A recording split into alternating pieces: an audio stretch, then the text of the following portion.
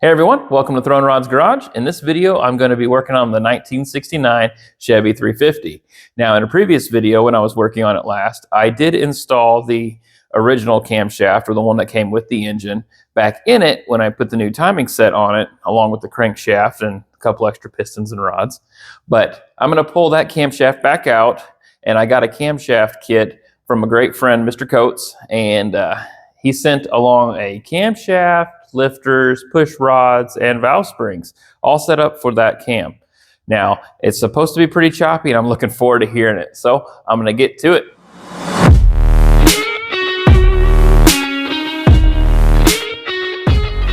Now then, let's just pull off this new timing gear, cam gear off and the chain, and we'll pull out the old cam.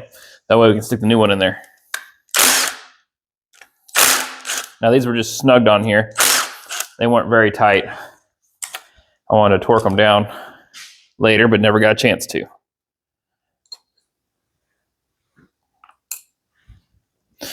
All right.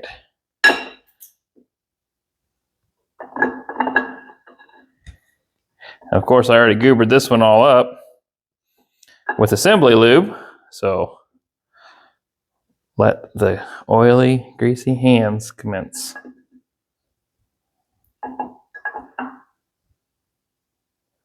Easy on the bearing. Ta-da! There's the old one.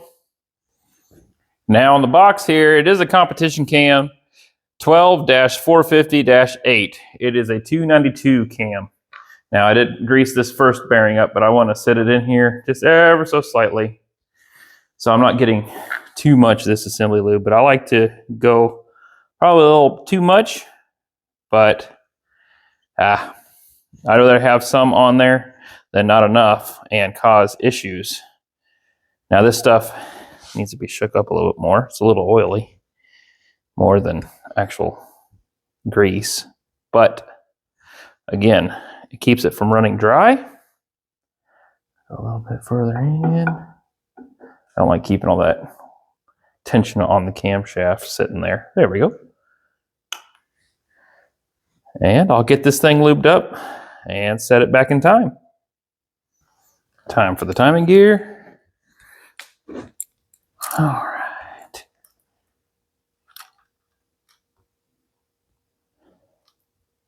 Get on there. I can get my hands up in there. Twist it just so. And I circled the dot line up, so it's in time.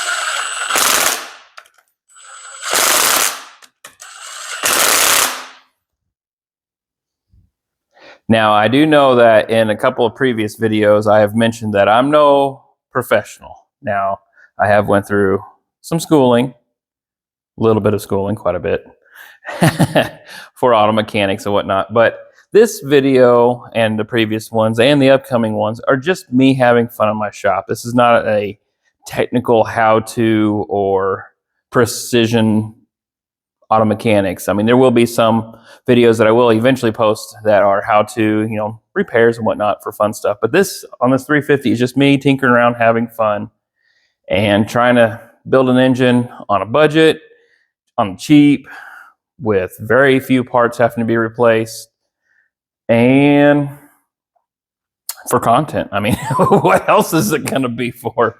But with that being said, now while I'm working on this 350, like I said, I'm trying to save money. I am just working on things here and there. Now, of course, this is a new timing set, new to me camshaft, and there'll be new lifters, push rods, and valve springs. But I don't want to spend the money on having these professionally cleaned. They were good. Everything seemed good. I thought I had the camera recording last time when I was tinkering with this engine, and I didn't. I had these heads flipped over upside down, and I poured fuel into the compression chamber part of the head to see if any of them leaked, through the valves, and none of them leaked through. So that's a plus. And with that being said, I want to get these cleaned up because they are filthy. I mean, they're caked with mud. Well, that's basically dirt and oil and grime and whatnot. Some carbon in here on the backside. So what I'm going to do is I'm going to fill this little tub up with fuel to let them soak, and then I will clean them up the rest of the way after I get the majority of them cleaned with the fuel down in this tub. Now, is this the most conventional way of cleaning the heads? Probably not. Is it a waste of 5 gallons of fuel? I sure hope not. Because gas right now is outrageously expensive. Thankfully, it is going down, but I am going to let these puppies soak.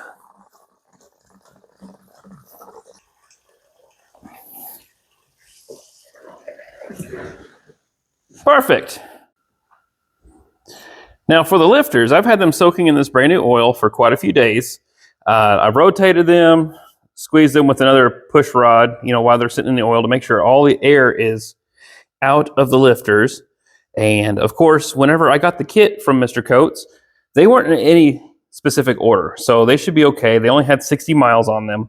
So I should be able to just plop them in whatever order I would like, and it should be just fine. Well, like I said earlier, those lifters have been soaking for quite a few days, and so have the heads. And, well, they were open to the air, and the gasoline has evaporated. Yep, definitely lost a lot of the fuel out of there. But they already look a whole lot better. Yeah, say that. Not really. But they will get cleaner. I'm going to throw some gloves on, start scrubbing on them.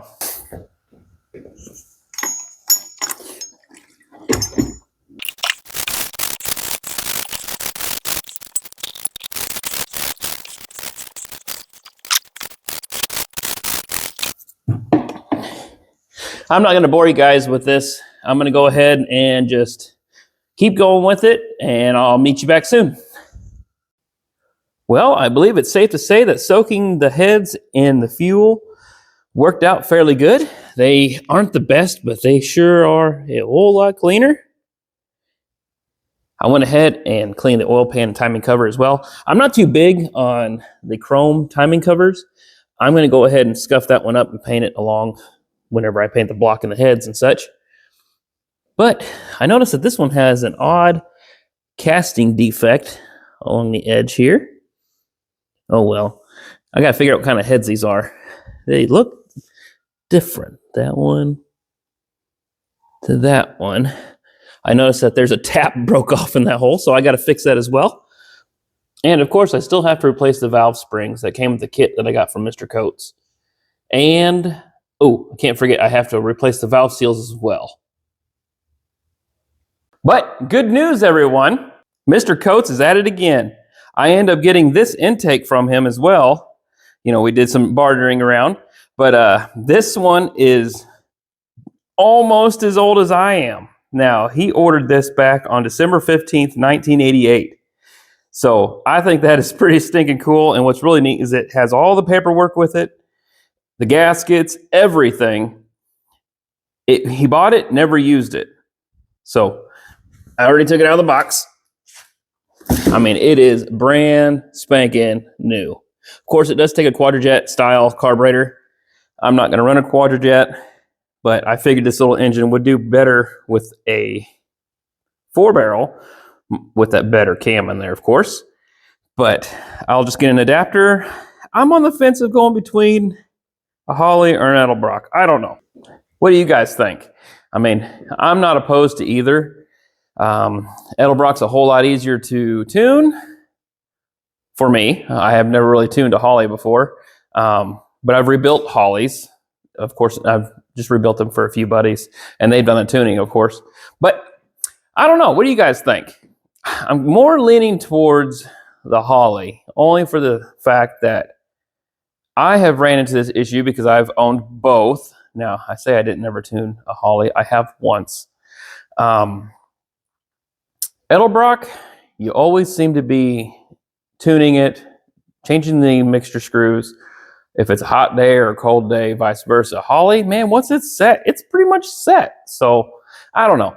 We'll go from there whenever I decide on which one I think would be best. Well, I have some assembly lube. Let's get these lifters in. Now, I already preset one in here. I'm going to go ahead and it fell right in. I'm going to lube up every single one of these little journals. I know the camshaft is still lubed up pretty well, but you can't have too much lube. Sorry, it's absolutely cold in here. 17 degrees out. We got a little bit of snow. Not a whole lot. I mean, just a flurry. I was bummed we didn't get a whole bunch. The kids were too. But I think there's more in the forecast. So that might make them happy too. I don't mind getting oil and grease everywhere. I'd rather have too much than not enough, because I'm going to run this for a little bit. I did hone out the cylinders a little bit, like I said. Not a whole lot. I just scuffed them up so the rings have something to reseat to. And as soon as I let it run for maybe 2 or 3 hours, I'm going to go ahead and change the oil, run it for about 100 miles, and then change the oil again. I want to make sure there's absolutely no debris, and anything in the engine, so it will actually last longer. All right. Like I said, it is cold and the oil is thick.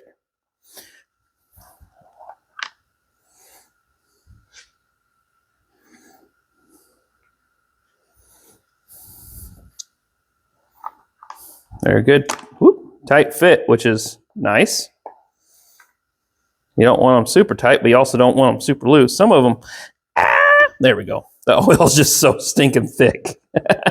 Kidding. On the next thing I want to try, I have to replace the valve springs and the valve seal that's behind there. And I do have one of these fancy, you know, ever tough, wonderful O'Reilly rental tools that never seem to really work, but I don't have any other tools quite with me, and I just feel like tinkering today, so why not?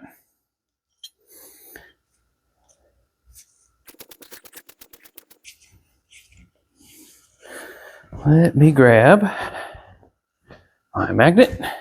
Also, it never hurts to stick like a rag or something underneath here to help hold the valve up, like so. So I have a little bit of movement and be able to push the spring down, possibly.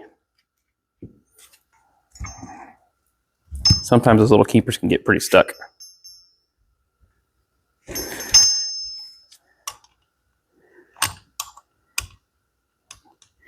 Now, I just had that on there. Wonderful. Anyhow, let me tap that first.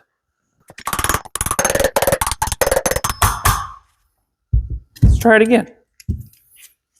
Now, if this doesn't work, I'll use this to reinstall the new springs, but I might do the old school trick on getting these springs off. That didn't, that worked. Just tapping them. And you grab your little magnet, grab your keeper. Maybe, if you go down far enough. Oh, these are bent. Let me fix that real fast. Third time's a charm, right?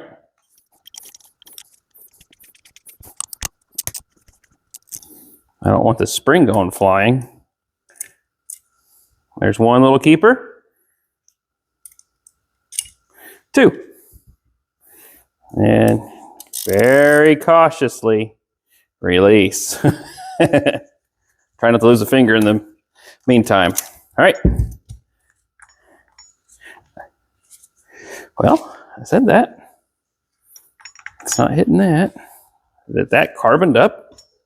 Probably. We'll lose a hand today. There we go. Oh yeah, she's filthy. So what I'll do is I'll take all of this goodness off, take the valve out, clean the valve, make sure it's all good to go for the next springs and seat.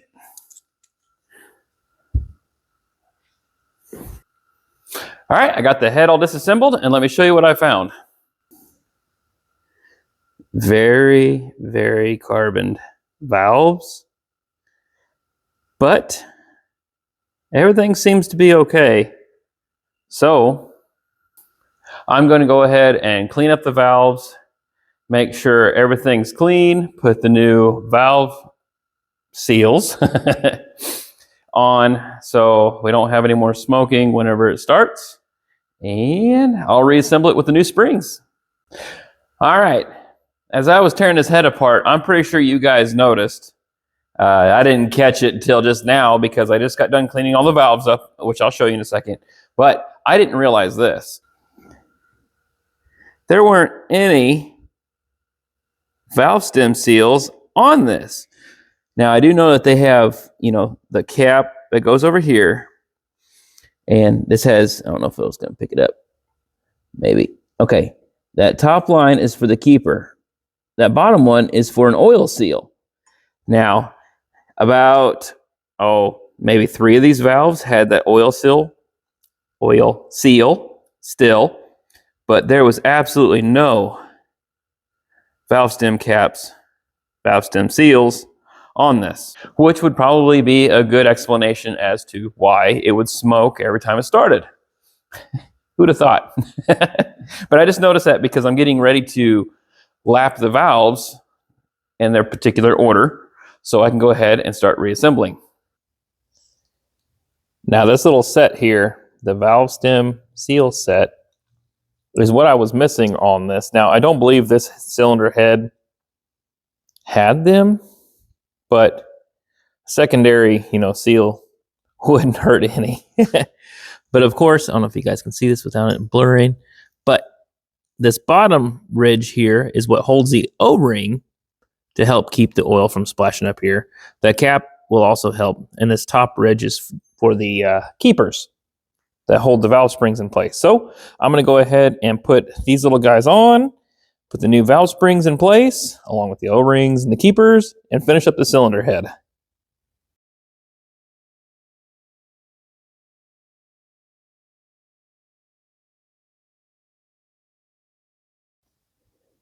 Well, everyone, there you have it. This cylinder head is all put back together. It has the new to me valve springs, new O-rings for the valve stems, and umbrella caps, or if you want to call them valve stem seal set, whatever they're called. So I'm going to go ahead and get started on the second head.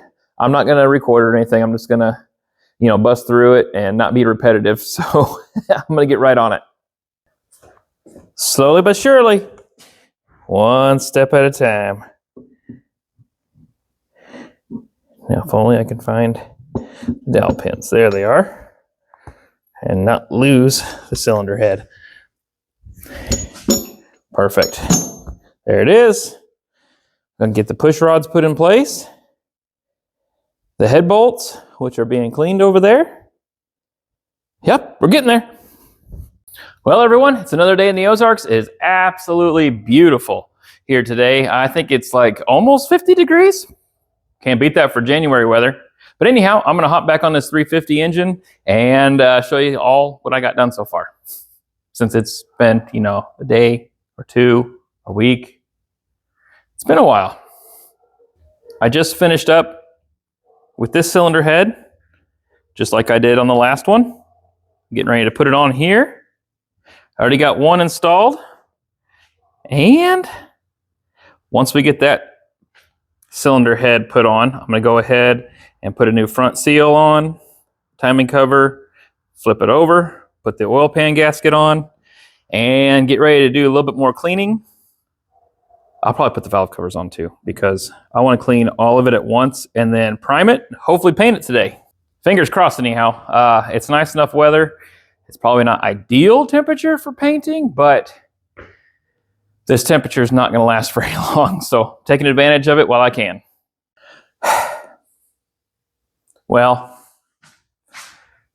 it's dark outside, but as you can tell, there it is. It is primed. I know it isn't the prettiest, but I am just trying to get it primered. Of course, I have everything taped off that needs to be. Those are just some junker old plugs that came out of it. She sure is looking good though. Now, I do know that I painted my oil filter. It's perfectly fine. I'm going to run it for a little bit until, you know, do the initial oil change after everything seems to break in better. So, this is just the bottom part. Since it is starting to get too cool outside, I want to make sure that this has plenty of dry time before I flip it over and prime the top. Slowly but surely, we're getting there though. Well, there we have it. One coat of primer all around it. So I'm going to let it dry tonight, and hopefully tomorrow after work, I can go ahead and do a second coat of primer on it because I have, well, I mean, plenty of primer left, so might as well use it. So I will get back to it hopefully tomorrow evening. All right, everyone. It's another work day, so it's about 5:30 in the afternoon. I did throw a second coat of primer on this thing this morning. It was actually pretty decent, so I'm getting ready to put you guys on a stand and shoot some color.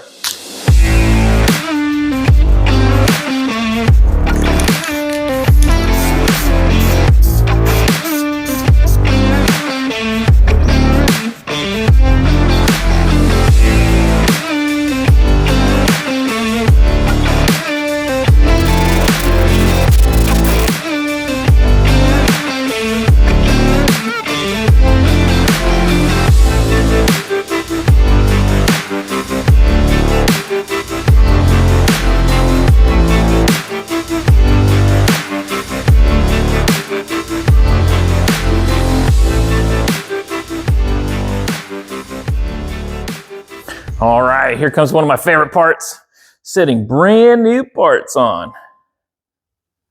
I'm going very gentle. Now, I do know that, oh, it looks like my valve covers are hitting. I'll have to take my valve covers off before I put the intake on. No biggie, but I don't have any sealant on these gaskets. I just wanted to set it on here just to get a good idea of what it looks like. And, well, I mean, it looks like an engine, but I'm excited. I do know that I have to get a few different ports, plugs, fun good stuff. But I do know that I have to get the bolts cleaned up for the intake. But other than that, looks great. Oh, I do have to get an adapter. This is a Quadrajet style intake. I'm not running a Quadrajet. My boy actually came across a couple of Edelbrocks. So I'm going to rebuild the Edelbrock, stick it on here, and go from there. Sweet.